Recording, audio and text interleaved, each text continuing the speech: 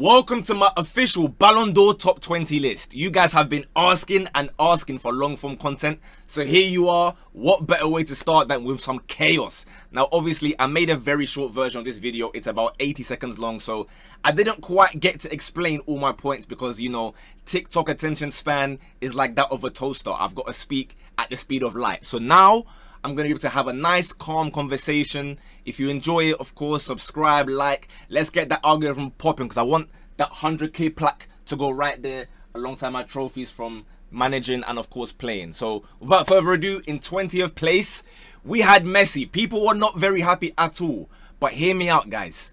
It's Lionel Messi. They will find a way to get him in regardless. The brother is getting braces week in, week out, week in, week out.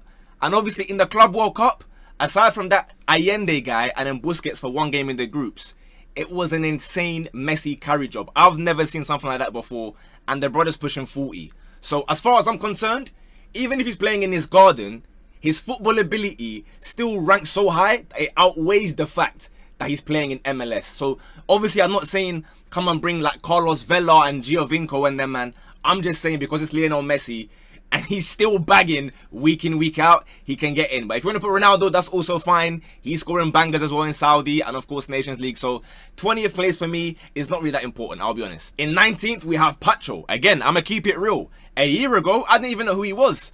As far as I've been concerned, PSG, their main weak link has been the centre-backs. Now, again, I know Marquinhos did very well this season, but in general, whenever there's a Champions League disgrace on the cards, it's usually Marquinhos and Donnarumma at the scene of the crime. We'll speak about Donnarumma later on in this video for sure.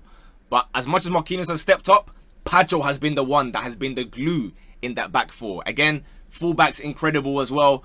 But Pacho, we saw how important he was in Club World Cup. I know many of you don't care about that tournament. Me personally, I enjoyed it. I watched basically every single game, even ruining my sleep pattern to watch Salzburg and them at 2 a.m. I was there. And Pacho was phenomenal once again. The moment he got suspended, we saw that obviously, you know, it didn't go too well. Would they have beaten Chelsea? I don't know, innit? But all I can say is he came in and PSG won a quadruple, so fair play to him. In 18th, we have Caicedo. This one could be controversial, whether you like it or not. This is the only Chelsea player that should be in the rankings. Let me explain to you why. I have been doing a Team of the Week video every week since week 1 up until week 38 of obviously most of the top 5 leagues and leagues around the rest of the world. And Caicedo has been consistently in there from week 1 up till now. I know what guys are thinking, the Chelsea fans especially, who have come out of their caves to start shouting at me, even though I've been defending this guy for like 3 years other than when he had a terrible debut. You're asking me where's Cole Palmer? Allow me to explain. As I said, I've been making these videos consistently. And the same for Ballon d'Or power rankings every 2 or 3 months. When I made it in November, nobody asked for Cole Palmer. When I made it in January, nobody asked for Cole Palmer. He went on like an 18-game goal drought. May arrived, Champions League arrived, Nations League arrived. I did the video again, nobody was in the comments asking for Cole Palmer. But suddenly, because of an incredible final, I must now put Cole Palmer in the top 20 Ballon d'Or list. I don't quite understand what's happening there. He won the Player of the Tournament, yes, correct. I believe Player of the Tournament and Golden Glove to be the 2 most useless awards in discussions, and maybe I'll make a separate video explaining why. But it's quite obvious that he was going to win it over Caicedo, who was my Player of the Tournament and my most important Chelsea player. I'm not the one that's saying Club World Cup is irrelevant, it's meaty. As I said, I loved it, so please don't attack me. I'm not the one downplaying it. But for all as I can agree with you guys saying, yeah, you know what, Maresca has changed the system to not solely rely on Cole Palmer goals. I agree. I'm not saying you must score every week to be good, but you can't disappear for 6 months and then tell me that you should be in a Ballon d'Or ranking. And furthermore, I'm going to get there before you guys even get in there in the comments. Yes, I'm aware Salah also vanished for months, but guess what? The brother got top scorer and top assister and won the league. It's not a comparable thing. Don't say, oh, but what about Messi and MLS? It's Messi. So just to clarify, Caicedo, incredible, fantastic season. He has been Chelsea's stand-up player carrying that midfield. You can bring me all the Palmer stats you want, but at the end of the day, Vinny's got better stats and we're not putting him in because we watch the sport with our eyes. So yes, he's had some great games even without scoring, but 18 games is a bit too much for me. In 17th, we have Gyökeres. And again, on this channel, we're not here to do like agendas or bias or trolling. I've been vocal that I'm not a super fan of this guy. I don't think he's up there with the super elites. Could he be? But potentially. But you're doing it in Liga NOS. I can't really respect it fully, given what's come out of that league in the past. You know what I mean? And again, don't bring me Falcao, because that's how many years ago. Do not go and bring me when Eusebio burst onto the scene back in 1961, for those of us who remember, because that's more than half a century ago. Nevertheless, you know, 50 goals a year, I can't really complain. He's doing it in Champions League as well, so will it translate to Arsenal? Maybe. I do think he's a good player. I just don't think he's the Isak Osimhen levels, but now that he's in the Prem, let's see how often we're going to be seeing this. In 16th, we have Bellingham. Now, this one is a real IQ test, I'll be honest, because last year, when he was bagging goals week in, week out, he was scoring Clasico winners. People were calling him Jude Smellingham still. And you know how Barca fans and Madrid fans, they just be beefing for no reason. Now this year, he's not getting as many goals. Suddenly, he's rubbish. So now it is about goals again. Because I'm confused.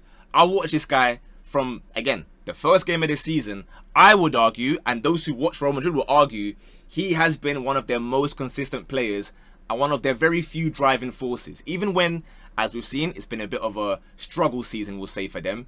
He has carried them and at least been the one putting in effort, trying to drive the ball forward, picking it up from centre-backs at times and dragging it all the way to Mbappe. So he still gets in. 15th, we have Van Dijk. There's not a lot to say here. He has been the best centre-back in the world. He's won the league. There's not a lot to add. 14th, we have Olise. Of course, transferred to Bayern this season. Won his first trophy, helped Kane end his trophy curse, so already that's something fantastic that should definitely get you on the list. My only issue is still the big games. I understand sometimes in Bundesliga he does turn up here and there, and there were a couple times in Champions League where of course he would bag or get an assist, but I want him to really grab the game by the scruff of the neck and take the game by storm sometimes. 13th, we have Kvicha Kvaratskhelia. Somehow, this brother's walking away with 2 titles in his pocket. Because obviously he was at Napoli the first half of the season, left to PSG, won that title, and then won the Cups and the Champions League, and I don't even know how many trophies he's got there in his pockets now, but he's got to get some more space in his apartment to get all the trophies laid out. Looking back now, it's kind of crazy that this guy went for like 50, 60 million and nobody fought against PSG. Because, again, ability-wise, it's always been unquestionable. We've seen it, again, in Champions League, in Serie A. But I'll tell you one thing I never saw. The way this guy tracks back like a maniac, I didn't know he had it in him. I'll be honest. I just thought, yeah, you're a silky dribbler. I like it. Sometimes your finishing's a bit erratic, but you got that nice near post blaster unlock. But bro, this guy, I don't know if he's got some sort of battery in his pocket as well alongside those trophies, but I promise, 90 minutes, I'm still seeing this guy track back, pressuring fullbacks, pressuring other wingers. So fair play, he deserves a spot on the list. The next 2 names are also PSG, because in 12th we have João Neves. Again, for such a small guy, this brother's got an incredible engine. And I think we all knew last year how good he was. But this year, he's gone up just an extra level. And that whole PSG midfield, let's be honest, I can't even class any of them as the DM or the 6 or the 8, because they all just rotate so fluidly that you have no idea what's going on. You're there like in a washing machine, and they're just pinging it about, ticking like a metronome. You haven't got a clue what's going on. So fair play to him. And in 11th, just missing out, this is a my bad to Gianluigi Donnarumma. I have said for the last 3 years, and rightly so, by the way, before you shout at me, that his mistakes and the slight bozo gene is the reason why PSG can't win on the ultimate of brightest lights. That changed this year, because I waited for the mistakes in the last 16. It didn't happen. I waited in the quarterfinal. It didn't happen. Semi-final. It didn't happen. Not only did it not happen, but he was dropping man of the match performances. There were a lot of conversations about who gave PSG a tough game and who did this and who did what. This guy came out of the Arsenal game man of the match. If that doesn't tell you all you need to know, there's nothing else to say. Again, in the final, didn't really need him, but a clean sheet is a clean sheet. And to be fair, he finally made his mistake. But it happened in the Club World Cup in a game that they didn't really care about anyway. So, you know, fair play. Have your mistake and get it out. But as always, I'm going to keep it real with you guys. I am positionist. That's why he's not made top 10. I don't believe in goalkeepers getting top 10 in the Ballon d'Or list. So in 10th place, we have Harry Kane. He has finally won a trophy. So wherever you are, if you're watching on your laptop, on the bed, on the toilet, let's get up and give a round of applause to Harry Kane. Because after 30 years, he's done it. He's won a trophy. That's all we can really say. We've known that he's been an elite striker for many years now, but there's always going to be that thing on your back. I want to say monkey on his back, but that sounds like crazy racism. I don't want to get cancelled on my first video on YouTube. So he's got whatever that is on his back. It's removed and he's won his trophy. Albeit he didn't want to let go though. That plate, he was holding it for time. But again, I hear it. I'd be that shameless too if I had won my first trophy in 30 years. So fair play to him. Congratulations. We go into 9th place. No mensch. Simple as that.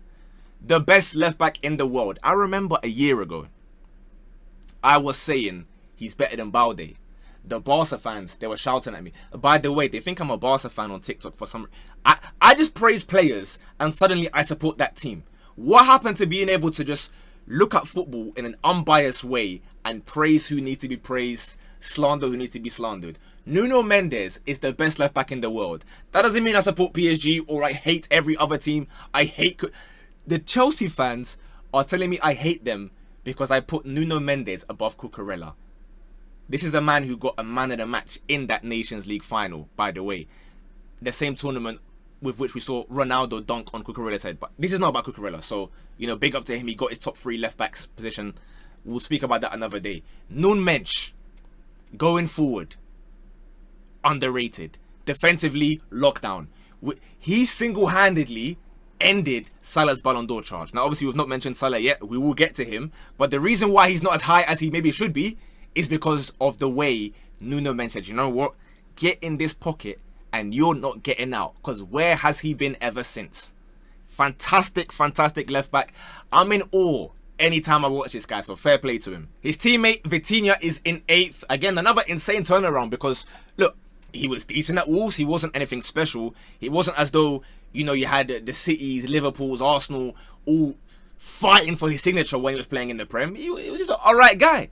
He's gone to PSG and he has been revolutionary. Again, they're not even like a tall physical midfield, but they dominate midfields purely by technical ability, but also their work rate. They're them guys that, you know, when you're playing Sunday League, they may not be the techiest, but guys that have like 99 stamina in Sunday League, that can carry you a long way because they have batteries for days. So again, fair play to him. Of course, won the Nations League as well. So he's having a field day of all these trophies this year. In 7th, we have Mbappe. Now this one, many people may not like this. However, he did win the European Golden Boot. And I'd argue this is another bit of an IQ test because there are many people saying that he ruined Real Madrid. The one person alongside Jude Bellingham, I'd argue, in let's say the front 5 or 6, that is trying their hardest, no matter the game state, no matter what Ancelotti was doing or anyone else, he's fighting to try and bring Madrid forward. It is not his fault that the rest of the team is still salty and crying about a Ballon d'Or that happened in October, November. Again, should Rodri have been winning a Ballon d'Or? In my opinion, no, but that's another discussion for another day. It does not give you the excuse to tell us you're going to do it 10 times more until they put you on notice, and the 10 times just means I'm going to rainbow flick 10 times until one finally lands. So, people that are blaming Mbappe, I think your judgment is poorly placed. Now, I'm not going to say he was like sensational, but bro, the guy was breaking records that we have seen at Real Madrid stand for years and decades. Records that, let me remind you, Cristiano Ronaldo has played for this club. Ronaldo Nazario has played for this club. Mbappe is getting these records. So if you want to blame him, by all means, be my guest. But as far as I'm concerned, he's still up there. In 6th, we have Hakimi. I remember back in 2022, when I was calling him best right back in the world, then they were saying, nah, this guy can't defend. What are you talking about? Then the World Cup arrived, and we saw the passion for the badge. I'm pointing to this badge. Obviously, it's not Morocco, but pretend it's a Morocco badge, innit? We saw his defensive capabilities then, and from that point onwards, he has gone further and further and further. He's no longer a right winger cosplaying as a right back, as some people were saying. Yes, he gets goals. Yes, he can bomb forward. I love it when I see him on the edge of the box, either just cutting it back or even hitting them little low drivens bottom corner. But defensively, the guy's a warrior, and the guy is a leader. In my eyes, I don't know why, but I just see him as the PSG captain. I know he's not. I know it's Marquinhos, but to me, it's Hakimi. Everything good somehow is coming from Hakimi, so congrats to him. In 5th place, we have Salah. Again, People think I'm a hater or whatever the case may be. I'm an honest guy. And on this channel, I want to try and have conversations that aren't just like rage bait and trolling. Obviously, I'm a bit of a troll in it, so we're going to have a laugh here and there. But if we're being completely serious, the numbers this guy put up this season were ridiculous. Like, you cannot deny them. I think he has the record for most goals and assists in a 38-game season. I'm not a stats guy in it, so what you'll notice in this video, there's barely any numbers because I don't care about your Excel spreadsheets. I just watch as many games as physically possible and I form my opinions. Another thing we have to kind of commend him on is the fact that he has definitely downloaded the iOS update to have the creativity package. Because I used to see him as someone that, yeah, cool, you're bagging 25, 30 a season, but you're mad greedy. This time around, that Trivela pass that he started spamming, yeah, hey, fair play. I don't know what he's been learning from Trent, because whilst Trent was sitting there learning Duolingo, I think Salah was watching Trent passing comps, because wow, this season, another thing, just so that guys know, I don't have any bias. On this YouTube channel, I want to just keep everything as broad as possible. So don't see me as the fan of this team or that player. I like football. So one thing I want to commend Salah on is the fact that he's got these numbers playing alongside the likes of Darwin Núñez and Luis Diaz. That has to hold some weight. However, as I said earlier, the moment Nuno Mendes packed him in and dunked on his head, the guy has been trolling ever since. In particular, the Brighton away game. I could not believe what I was watching. I think it was like February. They were saying he has 2 more assists to break Henry's record. Guys, he didn't break Henry's record. That is shambolic, no matter how you spin it. But look, he won them the league before that, so it doesn't matter. So that's why he's got 5th place on my list. He got knocked out early in Champions League. I'm not going to comment on internationals because we know what happened. Egypt won 3 AFCONs in a row. Salah arrived, they never won again. That's neither here nor there. So anyway, in 4th place, we have Pedri. This one is the ultimate one in terms of don't give me SofaScore, don't give me your numbers. Watch the sport. Use your eyes. Word to Pedri celebration. This guy is a magician. You could argue he is Barca's most important player. The only issue is there is no way to quantify it. Because sure, you can count the number of passes or assists or goals or whatever. By the way, this year, I think he's chipped in with his fair share of goals and assists. So he's definitely improving in that regard. He scored a fantastic finesse. I think, was it the Copa del Rey final against Madrid? He hit one, top left corner. I said, hey, I didn't know you had that in the locker. 2nd and 3rd, I'll be honest, is a 50-50 toss-up. I couldn't really decide, but I went with Rafinha in 3rd. The numbers, once again, crazy. Goals, assists. And the difference between him and Salah is Salah did it in the league, fair play. Rafinha was doing it in the Champions League as well, where Salah didn't really do anything of note, if we're being honest. And again, in the biggest of big games, Rafinha was there. In the comeback against Benfica, in the, what do you call it, league phase, group, whatever you call that silly thing with the 24 teams now. That last minute winner, I said, all right, Rafinha, fair play. I'm enjoying what I'm seeing in it. I like to watch Rafinha play football. And again, the numbers back that up. So if you give me eye test and numbers, you're my guy. Which is why in 2nd, we have Lamine Yamal. I can already see people being very angry. In all directions. They're going to be saying, oh, you didn't put him 1st. Or they're going to say, oh, how can you put him in the top 3? You're putting him there because he's 17, 18 years old. He got 9 league goals. Guys, why are we trying to just manipulate stats to be in our fit? It's why I hate these stats, people. You are telling me 9 league goals and then you delete all the assists. You delete what he's been doing in Champions League. Pretty much putting that team, I won't say on his back because it's a very strong team. But in serious moments, when they've needed to... The issue with YouTube now, yeah, is what you don't see on TikTok. There's an airport right near me, and so you're going to start hearing airplanes flying over my head. So don't worry, I'm not being attacked. Everything is good, but just be mindful that every now and then, an airplane's going to fly over my head. But I'm safe and sound.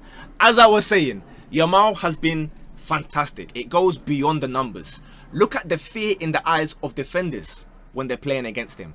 I've not seen something like this since maybe... Ooh, a 17-year-old. I'd argue since probably Pele when he burst onto the scene in that 1958 World Cup for Brazil, for those of us who remember. Guys, they were calling him O Rei after 1958. He was 17 years old. Now, I'm not here calling Lamine Yamal the king, right? He is fantastic for his age. He's incredible.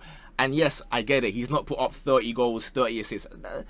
That's fine. That's neither here nor there. However, watch the sport, look at the things he's doing, and as far as I'm concerned, it's about the excitement. If you just want goals, you have the golden boot. Go and give out the golden boot. Congratulations to Gyökeres or whoever got the most goals. I'm not putting Gyökeres in the Ballon d'Or podium because he scored 100 goals. So Amenyah, you are second place, but it should be no debate. I should not see anyone in the comments, because I'm going to ask you guys to give your list, but nobody should be debating that in first we have Ousmane Dembele. Because, look, they're going to, for some reason now, try and lie and say that he did nothing in the first half of the season. It's a little bit disingenuous, I'll be honest. He wasn't lighting it up, but he didn't do nothing. It's just that because he moved centrally in January, we got another aeroplane, so, you know, bear with me in it. Dembele moved centrally in January and became a different animal. Literally, physically, mentally, physiologically, footballistically, a different animal. So I'm telling you, when he does that thing here, at goal kicks, he starts jockeying like that, looking at you like a hyena seeing the prey. I'm in my house watching my TV and I'm holding the chair like that, bro. I'm scared. I don't even have the ball, but I'm scared he's about to press me. Why are you like that? And then on top of that, work rate is something that I didn't know he had in his locker. Because ability, we've seen it.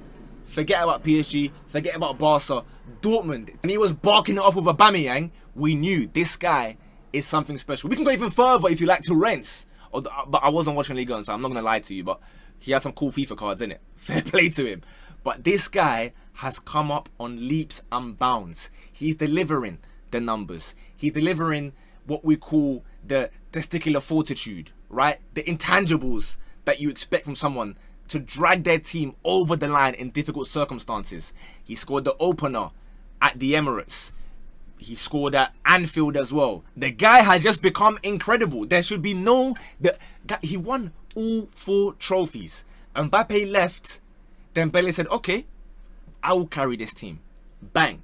And let's not forget, it was just 3 years ago that he had one of the most embarrassing World Cup final performances I have ever seen. And I've been watching the World Cup since 1938 probably. He fully deserves it. So yeah, that's my list. Let me know any changes that obviously you guys would make, and if you enjoy this kind of video, let me know what I can change. I don't know if you want graphics or whatever. It's my first time, so you know, be polite to me. I'm gonna try get daily videos. I've got a few things in mind. Real quick as well, we've got these, for those of us who remember, shirts out now. We've got like 75 designs, so if you want to support your boy and go and buy one, the link should be in the whatever you call it description. Go enjoy. Let me know what designs you want as well. Subscribe. Let's get the algorithm popping because we are on the road to 100k plaque in a bit. Bosh.